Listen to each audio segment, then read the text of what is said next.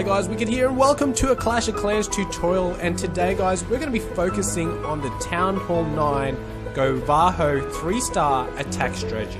So I'm going to be updating my tutorials on this channel because there is a few outdated ones that I made a long time ago, and there has been updates since then, and I really want you guys to be up to the latest information in these attack strategies so you guys can pretty much focus on war and do really well in them. So guys, let me know in the comments below what tutorials you want to be fast tracked, because I am doing a certain order that I've written down.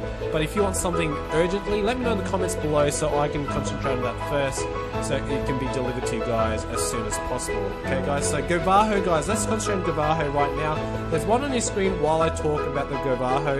So when you're looking for Govaho, the bases you're looking for is there defenses on the edge of the base? Is there a lot of them? So that's a good sign for Govaho.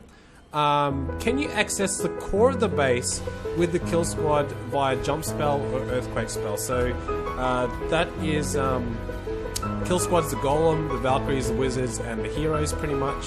And then are you able to eliminate the Archer Queen and Clan Castle troops from where you enter with your kill squad? So they're the main things you want to look for in a Govaho. And the things you want to knock out with the kill squad is the Archer Queen, Clan Castle troops, double giant bombs as much as possible, and that's pretty much it. So guys, let's go ahead and look at this first attack with Saz. So he's going to be entering from the northeast side, and he's going to be funneling with the wizards and the golems, and he's going to be entering where that gap is between the cannon and the wizards. So in that gap there's potential to be giant bombs, and that's what you want to eliminate. So it makes it easier for you guys when your hogs come in and they don't get blown up. So look at the access with the earthquake spell. So the thing I look in a base, if I can access more than 60% of the base with my pretty much my kill squad, which is the golems, wizard, Valkyries, and heroes, then it's a really good sign for the Govaho. So as you can see, a lot of the defenses now aiming towards the middle, and the Archer Queen knocked out the drag loon combination out of the Clan Castle, and now the hogs are coming in surgically. So the good thing about surgical deployment guys is if you can't reach double giant bomb locations, if you trickle them in like a surgical Goho deployment,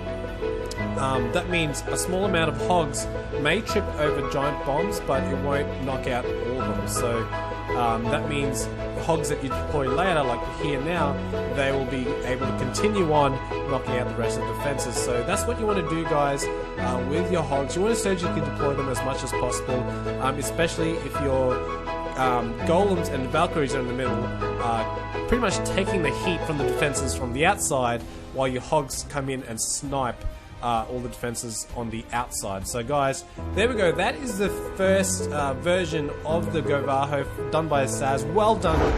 He's from my Clan X-Law. Shout out to those guys. I haven't shouted them out for a while in this channel, but they have been warring non-stop since I've been covering the Clash Royale content. So here goes.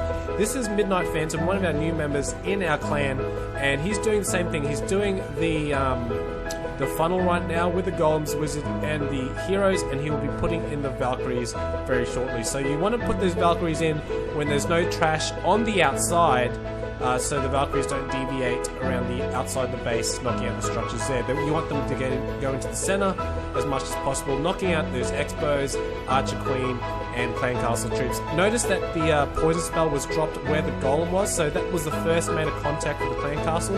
The golem was actually the one that aggroed those troops. So you want to put the poison spell, if you still use them, because the poison spell kind of got nerfed, right on the base of where the golem is standing, so because that's where the troops are going to stop, and they're going to be aiming at the golem for a long time.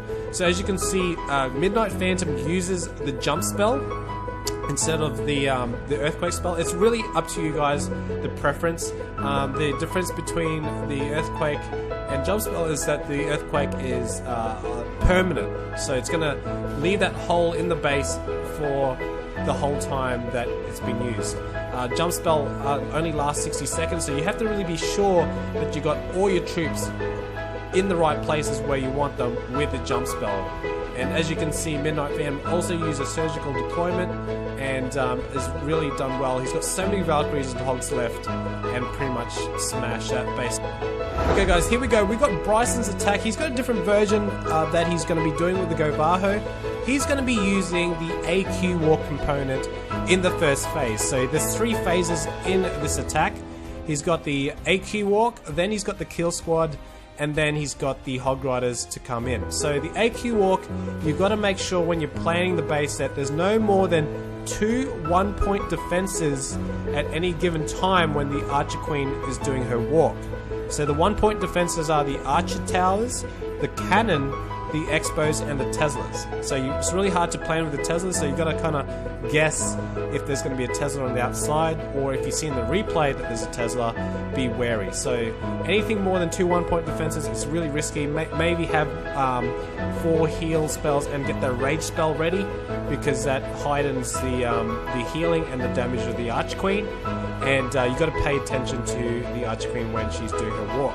So now, because the 3-minute time limit is back in force, you got to watch out for time with the AQ Walk. So that's why he's using Earthquake spells to open up the base to give access to that defense Archer Queen, and there's Expos and all that in the center.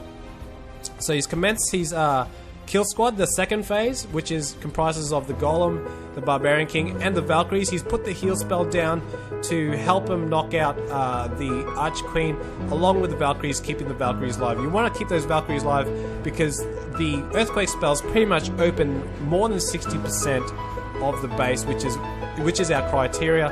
And also, the Valkyries survive a lot longer through giant bombs than the Hogs, so they can really help trip those bombs. Like you can see there's 2 double giant bombs that have been tripped already. I think 1 from the Golem and the rest from the Valkyries. So that's really handy. That means the Hogs are pretty much safe. And because he's done the AQ Walk, you don't need as many Hogs as a normal Go-Vaho, because you only have to snipe the one side of the base, because the Archer Queen pretty much has done the other side. And now the Archer Queen has come into the base and helped out the troops, knocking out the Lava Hound, and we'll be focusing on those Lava Pups very shortly after killing that Tesla. So in summary guys, the Go-Vaho is really good for the Golem and the Valkyries and the Wizards and the heroes to pretty much concentrate and knock out the core, while the Hog Riders snipe the defenses on the edge. Before you send in the Hogs, you must make sure you kill the Archer Queen, the Clan Castle troops, and try to trip as many double giant bombs as you can with the Kill Squad. So I hope you guys enjoyed that. For the people that made it to the end of the video, put hashtag Redhead in the comments below. Let me know that you guys have finished the video. Make sure you smack that like button, subscribe to my channel if you're new, and remember guys, stay clashy.